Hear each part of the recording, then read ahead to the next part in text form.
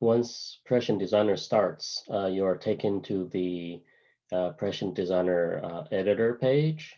So on the editor page, you can see all the modules or the nodes you can use. You can drag and drop them into the workspace to use them.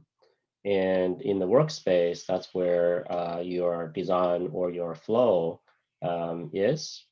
And to the right of the workspace, you have different tabs. The first tab is called the devices bar.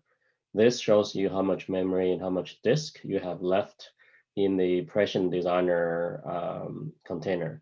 If you have edge devices set up, they will show up over here.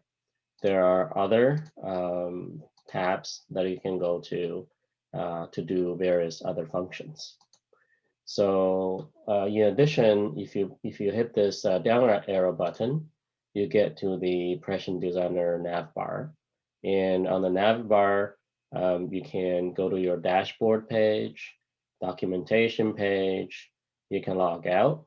If you have access to multiple designer accounts, then you have a select designer menu here. If you only have a single designer account, you do not have this menu. So in the workspace, this is where you design your functions here. And what you can see here is you have a dashboard element called a button. And when that button is pressed, a signal or data gets sent to this device subflow. And the device subflow processes the data. And then the device subflow sends the data to a function block. And then the function block does further processing and it sends the result to a gauge on the dashboard and also sends the result to a debug node in the debug window. So the button in the gauge would show up on the dashboard like this.